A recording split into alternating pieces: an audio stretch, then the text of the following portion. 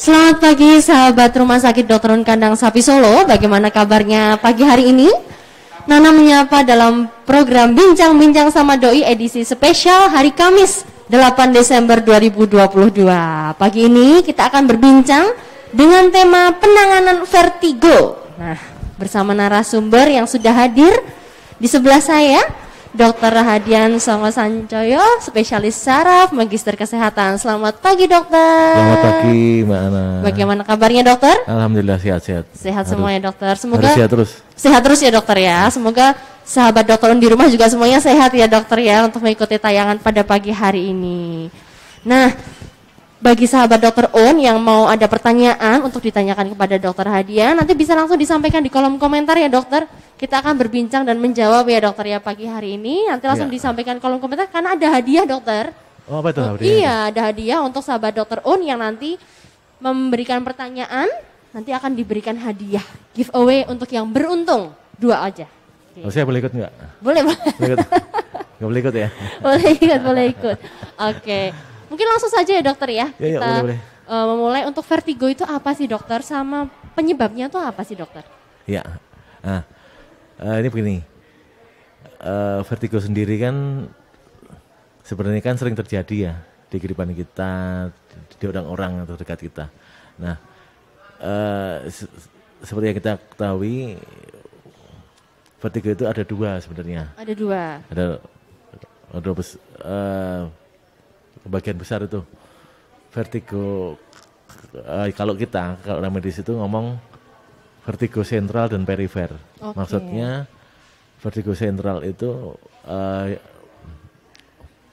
vertigo itu hanya suatu simptom atau gejala yang ditimbulkan. Vertigo sentral itu vertigo yang diakibatkan karena ada proses di susunan saraf pusat atau di otaknya. Di otak, oke. Tapi kalau yang vertigo yang perifer itu karena ada kelainan di organ keseimbangan, misalnya di telinga, terus di suplai suplai oksigen yang kurang gitu. Nah, yang paling sering yang dialami di masyarakat itu vertigo perifer itu biasanya. Oke. Paling sering ya, dok ya, karena kehilangan keseimbangan itu tadi ya, dok ya. Nah, vertigo sendiri itu bisa diartikan sensasi berputar. Sensasi berputar bisa objektif atau subjektif. Maksudnya gini, kalau subjektif itu si pasien merasa si dirinya ya berputar. Okay. Tapi kalau objektif itu lingkungan atau benda-benda di sekitar yang putar ya, dok. Yang berputar. Oke, siap. Nah, untuk gejala ini kalau orang awam itu membedakan berarti mana tuh yang masuk di vertigo sentral dan perifer. Kalau sentral itu kan ada proses ketidaknormalan di susunan saraf pusat atau di otak. Itu sifat vertigonya itu kalau kita memasukkan mata atau kita merem gitu, sensasi berputarnya itu masih ada. Oh gitu, itu kok yang sentral ya, dokter ya? Kalau sentral, kalau yang perifer dia akan lebih enak atau lebih nyaman kalau dia memejamkan mata. Oh gitu. Jadi pembedanya di situ ya, dokter ya. Oke, kalau yang memang dari pusat atau vertigo sentral tadi kalau dibuat merem masih pusing gitu ya, dok ya. Masih muter gitu. Tapi kalau yang vertigo perifer. Perifer itu karena keseimbangannya berkurang, kalau merem lebih enak gitu ya, dokter. Ya, pembedanya di situ ya, dokter. Oke. Lalu jika kita mengalami vertigo nih, dok, mungkin yang sudah itu berarti kalau vertigo itu tiap orang bisa terjadi, setiap orang bisa terjadi. Bisa ya, dok ya, bisa. Nah, jadi gini, kalau kita mau melihat vertigo itu dikarenakan apa itu macam-macam ya. Penyebabnya macam-macam. Itu apa? Bisa karena suplai oksigen yang kurang juga bisa. Bisa karena kelainan komponen si darah sendiri juga bisa. Bisa karena infection atau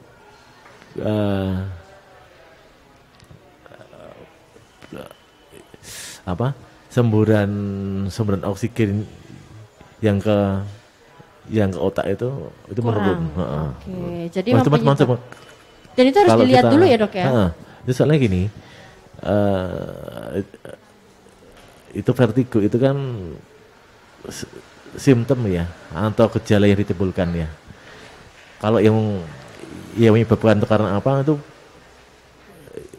harus dilihat satu-satu itu pelan-pelan. Misalnya ada orang usia 15 tahun dia mengeluh ya pusing berputar. Nah, kita harus mikir kalau penyakit orang-orang 15 tahun itu yang mungkin apa aja ya. Kalau kita mengarah ke stroke itu kan bisa tuh. Kalau ada stroke di mana?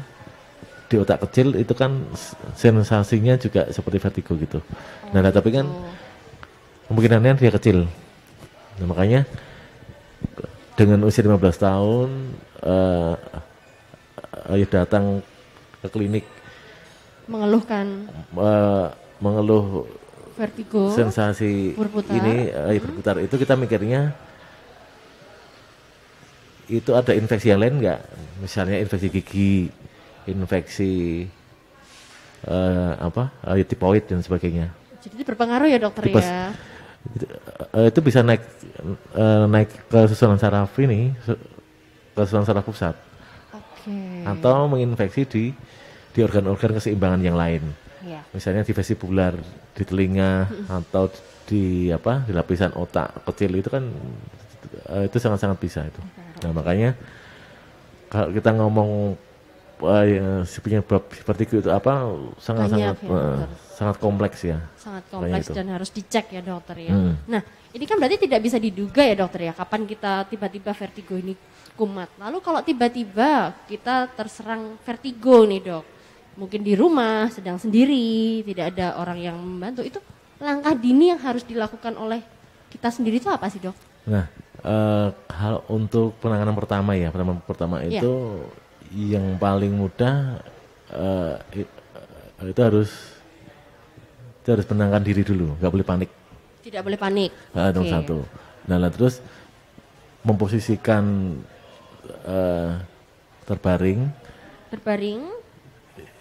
Ya syukur-syukur itu bisa mengurangi. Bisa istirahat. Terus kita harus memperbaiki intake ya. Intake itu bisa makanan, bisa minuman. Berpengaruh ya dok ya? Sangat-sangat berpengaruh. Berarti makanan sehat ya dok, harus yang sehat ya dokter ya? Iya pastinya. Ya penanganan pertama itu yang sangat penting ya. Betul. Soalnya kan apalagi intake yang sangat rendah itu sangat mengaruhi nutrisi yang nyampe ke otak itu semuanya. Ya, itu tadi sahabat dokter Un. Jadi untuk makanan itu perlu juga kita jaga ya dokter ya supaya tubuh kita ini nutrisinya baik, jadinya peredarannya ke otak juga baik, tidak ada hambatan begitu ya dokter. Nah ini dokter saya mau promo sedikit nih, ini kan ada cafe diet nih dok di depan kita ya dok. Untuk sahabat dokter Un, di rumah sakit itu tidak hanya melayani layanan kesehatan loh ya dok ya, kita juga ada layanan pesan makanan sehat, yaitu cafe diet. Nah di cafe diet ini saat ini berada di lokasi sama di tempat kita ya dok, kita live ini di lobi lantai 1. Nanti sahabat dokter Un yang mau nongkrong, ini lokasi cafe diet sudah disulap dokter. Jadi lebih cantik, lebih bisa untuk nyaman untuk kita nongkrong gitu dok istilahnya. Dan nongkrongnya makanannya sehat lagi dok. Ada apa aja itu? Banyak dok, dari ada pecel, ada spaghetti, mulai dari makanan barat sampai makanan timur kita bisa deh dok. Luar biasa dok, dan itu nanti sudah ada kandungan nutrisinya yang ditampilkan. Jadi tinggal sahabat dokter Un nanti mau pesan apa sesuai dengan permintaan. Dan misalkan ada request, misalkan ada gejala atau punya riwayat penyakit tertentu, mau dikurangi guranya, kurangi garamnya itu bisa. Oh gitu ya? Gitu. Jadi bisa diantar nggak? Gimana? Bisa diantar dok. Kita ada cateringnya juga sampai rumah gitu? bisa. Luar biasa kan dok, nanti sahabat dokter Un yang mau pesen dibawa ke rumah juga bisa. Kita ada catering harian maupun bulanan. Bisa diantar sampai ke rumah. Nanti cukup WA saja ke 081 576 39 333. Gitu. Dan kalau mau merasakan sensasi makan di tempat, sudah ada chef yang ready di Cafe Diet, nanti bisa langsung datang ke Dr. Un aja. Dr. Un Kandang Sapi Solo di bagian lobi sudah disapa dengan Cafe Diet. Gitu. Dok, ini sudah ada pertanyaan masuk dari sahabat Dr. Un. Saya bacakan ya dokter. Dari mrs.lucky85. Dok, bagaimana membedakan sakit kepala vertigo dan sakit kepala migrain? Nah, ini dok, gimana nih dok? Ya, kalau vertigo sama migrain itu sangat-sangat berbeda ya. Kalau vertigo itu lebih ke sensasi berputar. Kalau migrain itu sensasinya dia berdenyut dia, atau mengikat separuh kepala. Biasanya ada yang sampai mengeluarkan itu pas serangan itu sampai mengeluarkan air mata. Terus ada juga yang air mata sama air liur. Saking dia sakitnya. Kalau ya vertigo lebih ke sensasi berputar ya. Yang diikuti dengan keduanya itu nanti bisa diikuti dengan sensasi otonomiknya seperti mual, muntah dan sebagainya. Itu kalau gejala awal itu sangat-sangat berbeda. Yang satu berputar, yang satu dia mengikat, bisa berdenyut sifat nyerinya. Oke, jadi memang berbeda ya dok. Kalau vertigo beda. Berarti ciri khas khusus dari vertigo itu adalah sensasi berputar. Kalau sudah terasa berputar, baik tadi subjektif maupun objektif, itu berarti udah tanda-tanda vertigo gitu ya dokter. Betul. Nah, melanjutkan dokter masih dari mrs.lucky85. Apa saja tanda bahaya dari gejala vertigo yang harus segera diperiksakan ke dokter? Nah, yang menjadi perhatian itu lebih ke vertigo sentral ya. Karena ada proses sentral atau proses kelainan di otak. Misalnya orang dengan serangan stroke, entah itu dia stroke sumbatan atau perdarahan, itu sensasinya gejala yang ditimbulkan itu bisa vertigo. Walaupun nanti saraf-saraf motoriknya dia normal, misalnya tangan masih normal, tangan kanan dan tangan kiri nggak ada kelemahan, tapi dia pusing berputar, terus untuk pemanjaban mata sensasi berputarnya itu masih, nah itu harus segera ke rumah sakit atau pelayanan kesehatan terdekat ya. Itu nanti kita periksa ada proses sentral enggak ya terjadi gitu. Syukur-syukur nanti kita bisa langsung rekam foto sekalian. CT scan kepala itu minimal nanti. Oke. Di dokter bisa ya dok CT scan ya dok? Bisa dong. Oh ya pasti bisa. Pasti bisa dong ya. Bisa. Nanti bisa langsung periksa dulu ke dokter Radian, lalu nanti kalau memang butuh CT scan ya dok, nanti akan ada surat pengantar untuk kita CT scan di radiologi Rumah Sakit Dr. Kandang Sapi Solo. Lanjut dokter, apakah penyakit vertigo bisa disembuhkan dan sembuh total? Itu begini, jadi vertigo itu kan simptom ya, atau gejala ya. Yang pasti kita harus, ya kita selesaikan itu masalahnya apa? yang membuat si vertigo itu muncul. Misalnya orang ada keluhan vertigo, terus setelah kita cek lab lengkap lemak, misalnya kita cek lab kolesterol total, LDL, HDL, triglycerid, terus sodium kreatinin, laboratorium ya dok ya. jadi dia tidak seimbang. Nah kita harus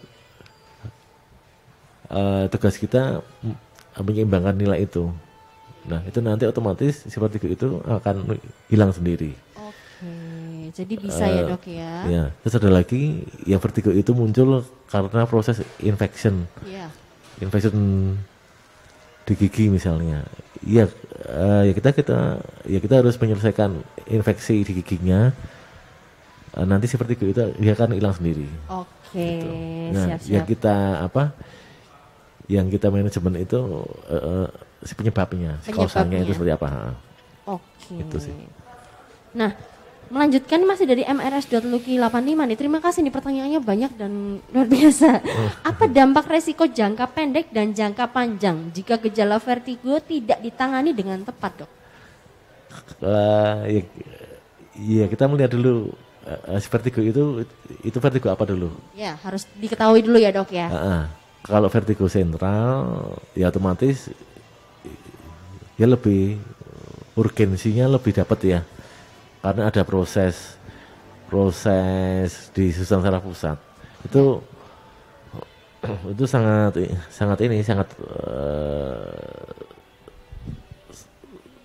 dipengaruhi oleh ketepatan pengobatan di awal.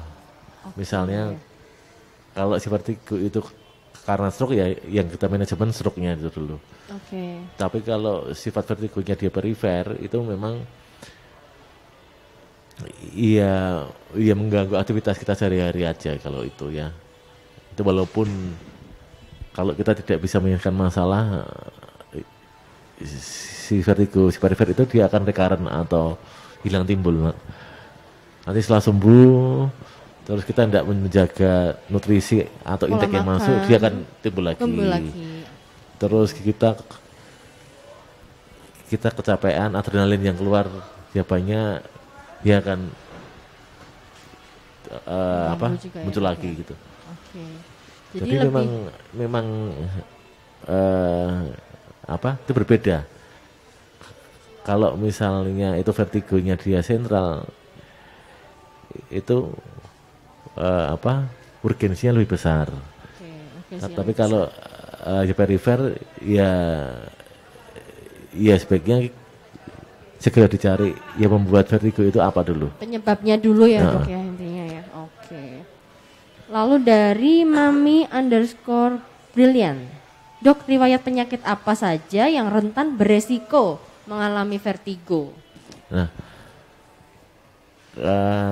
kalau penyakit apa aja itu sangat banyak ya. Banyak ya dokter. Tapi yang paling sering memang penyakit yang sifatnya mempengaruhi suplai darah ke otak itu nomor satu. Terus yang kedua itu penyakit itu proses infection. Ya itu aja. Itu kan banyak sekali. Iya. Orang dengan riwayat penyakit jantung itu sensasi berputarnya dia akan semakin sering. Terus orang dengan riwayat penyakit stroke dia akan sering muncul juga. Nah, tergantung si kausanya apa itu. Oke, siap. Dok, ini banyak banget nih dok yang tanya dari Mami_Brilliant, dari Francisca Evodia mengenai pertolongan pertama. Masih ditanyakan kembali. Ketika terjadi vertigo yang tiba-tiba gimana kita mengendalikan vertigo? Tadi sebenarnya ada video ya dokter ya? Ini nih, ini selain kita mengendalikan faktor risiko, ini ada juga latihan ya, seperti latihan untuk mengurangi orang yang punya riwayat vertigo itu nanti bisa latihan sendiri ya di rumah dengan namanya ampli manuver namanya. Oke, ada videonya ya dok ya? Kita tayangkan ya. Ini berarti latihan untuk sahabat dokter Un yang memiliki riwayat. Ini bisa kita lakukan. Bisa dong dok. Ini. Bisa. Yuk kita tayangkan yuk. Bisa sambil dijelaskan dok, dipersilakan. Ya. Jadi gini ya, apa namanya? Sifat keseimbangan sendiri kan yang kita tampilkan itu namanya itu sistem vestibular. Vestibular itu dia ada jadi sama seperti alat water pas itu loh, pas di bangunan itu loh. Oke. Nah, dan ini latihannya seperti ini. Nah, latihannya berbaring ya dok. Terus di bawah atas diganjel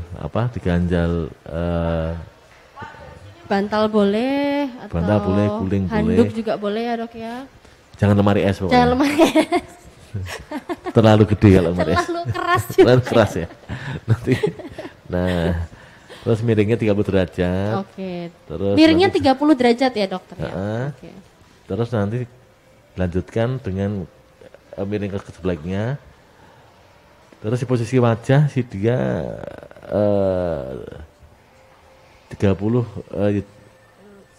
turun. Nah, ini. Ini diulangin lagi kan. Ini 30 derajat. Terus nanti miring ke sebelahnya. Terus si badan mulai diputar dengan wajah sedikit menghadap ke bawah. Oke. Nah setelah itu pelan-pelan nanti duduk. Nah ini kita lakukan lebih bagus.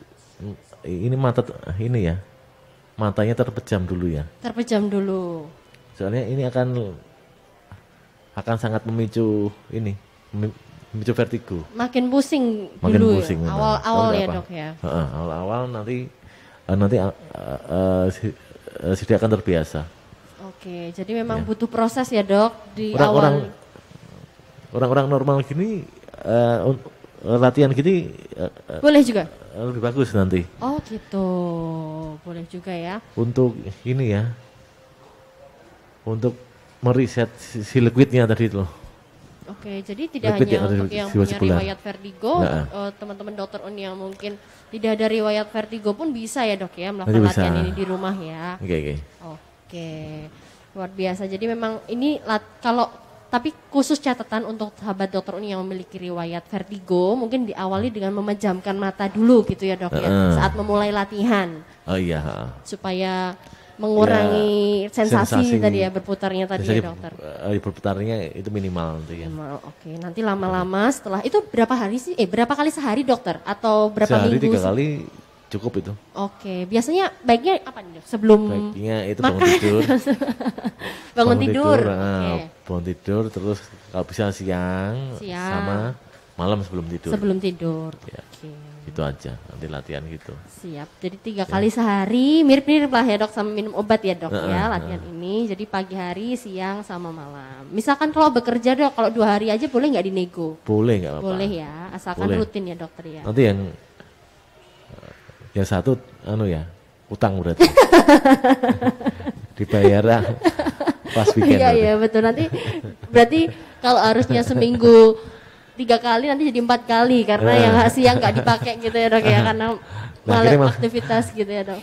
Akhirnya malah vertigo malah. Jangan dong dok.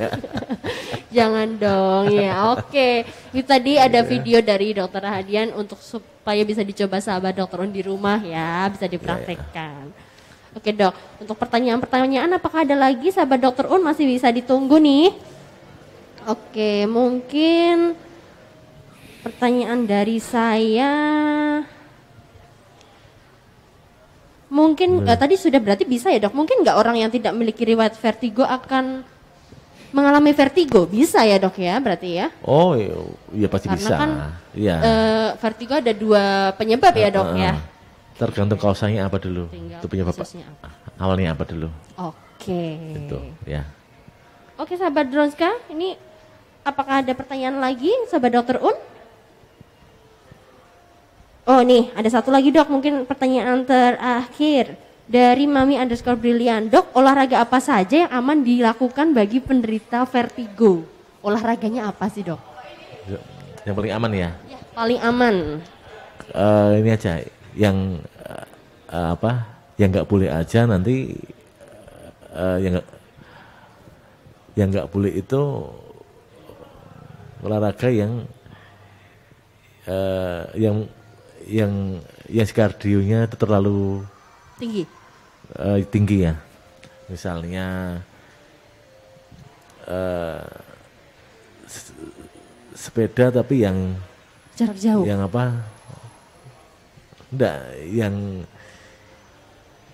yang high speed itu loh. Oh kan iya, ada iya, itu iya. yang kita pakai yang kita geber speednya gitu, enggak boleh. Oke. Kalau sepeda yang santai biasa itu masih oke, enggak apa-apa. Ya, dok, ya. Tapi memang yang paling ideal itu renang ya. Renang. Oke. Renang itu selain nanti kita bisa menyehatkan tulang belakang, dia lebih aman ya. Lebih aman itu kalau vertigo kan munculnya kan sewaktu-waktu. Ya. Kalau kita pas di jalan, takutnya Nanti itu proses kecelakaannya itu. Betul. Kalau kita belajar sendiri, atau yang paling aman kan di kolam renang itu kan lebih aman. Asalkan ada yang menemani. Yang nemenin. Udah itu saya kira yang paling mungkin dilakukan itu. Oke, jadi kalau sudah semakin membaik ya bisa yang lain. Ya coba untuk meningkatkan yang kardio yang lebih sedikit lebih berat gitu. Jadi memang pelan-pelan ya dok, Iya. khususnya bagi yang memang punya riwayat vertigo yang sering kambuh, mungkin coba deh renang sebagai salah satu coba deh itu renang dulu. Alternatif olahraga ya dok yang disarankan. Itu kan nggak di jalan, nggak di lebih safe ya dok ya. Lebih safe ya. Mungkin di pinggiran juga ya dok renangnya. Tapi kalau di tengah-tengah tiba-tiba. Di pinggiran yang masuk cuma kakinya. Enak. Kecah ya tenang. Itu kecah. Oke dokter. Pilek nanti. Aduh. Oke dokter, ini tadi pertanyaan terakhir dari Mami_Brilian. Mungkin pertanyaan terakhir dari saya sih dok. Apa sih dok pesan Dokter Hadian untuk sahabat Dokter On di rumah nih dok? Pesannya apa sebelum kita tutup bincang-bincang seru kita siang hari ini? Oh iya, sebenarnya ini ya. Ini enggak hanya untuk riwayat vertigo ya. Tapi semua kelainan di tubuh itu akan muncul apabila satu, intake kita kurang. Intake itu entah itu makanan atau minuman yang masuk ya. Yeah. Terus healthy life itu sangat penting. Healthy life. Pengendalian kesehatan atau kehidupan yang sehat itu kan itu mengaruhi hormon sama umur organ kita. Kalau healthy life itu tetap kita jaga, terus intake-nya kita perhatikan, ya nanti insya Allah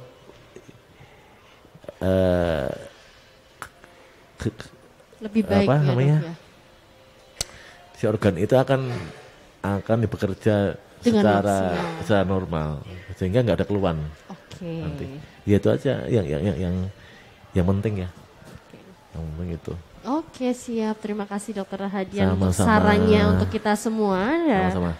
Nah, sahabat Dokter On, saya juga mau menginformasikan, jadi tidak perlu khawatir jika memang nanti ada keluhan misal vertigo atau gimana, nanti datang ke rumah sakit Dokter Un, langsung aja periksa dengan Dokter Hadian atau dengan dokter yang lain juga boleh. Dan nanti untuk sahabat Dokter Un yang mau pesan makanan jangan takut dok ke Dokter Un ya. Kan Dokter Un Kandang Sapi Solo itu sudah menerapkan protokol kesehatan, pelayanan telemedicine juga ada. Lalu untuk vaksin internasional sampai layanan antar obat. Jadi sahabat Dokter Un bisa juga melakukan telemedicine atau konsultasi online. Nanti layanan obat bisa langsung diantar sampai ke rumah. Serta pemisahan jalur bagi pengunjung dan pasien menjadi salah satu upaya menjaga kesehatan dan keselamatan pengunjung Dr. Un Kandang Sapi Solo. Oke, tidak terasa dokter, hampir 1 jam kita berbincang. Terima kasih banyak untuk Dokter Rahadian yang sudah hadir, juga untuk sahabat Dokter Un yang sudah memberikan pertanyaan dan juga yang sudah bergabung bersama kami di live bincang-bincang sama doi pada siang hari ini. Untuk pengumuman giveaway akan diumumkan di unggahan video melalui akun Instagram @rs.drunska. Tetap jaga kesehatan dan makanan yang bergizi karena penting ya dok ya. Kita harus menjaga makanan yang bergizi. Jangan lupa untuk selalu mencuci tangan dengan sabun, jaga jarak dengan orang lain, tetap menggunakan masker dan lengkapi vaksinasi Anda mulai dari vaksin dosis 1 hingga booster kedua. Kita sudah melayani booster kedua dokter, tapi masih untuk 60 tahun ke atas dan nakes begitu. Nah, oke, akhir kata saya Nana mohon undur diri. Dokter Hadiah juga mohon undur diri melanjutkan aktivitas kembali ya dokter ya. Terima kasih sekali dokter. Sampai jumpa Rumah Sakit Dr. Kandang Sapi Solo, tetap aman untuk kita semua. Bye.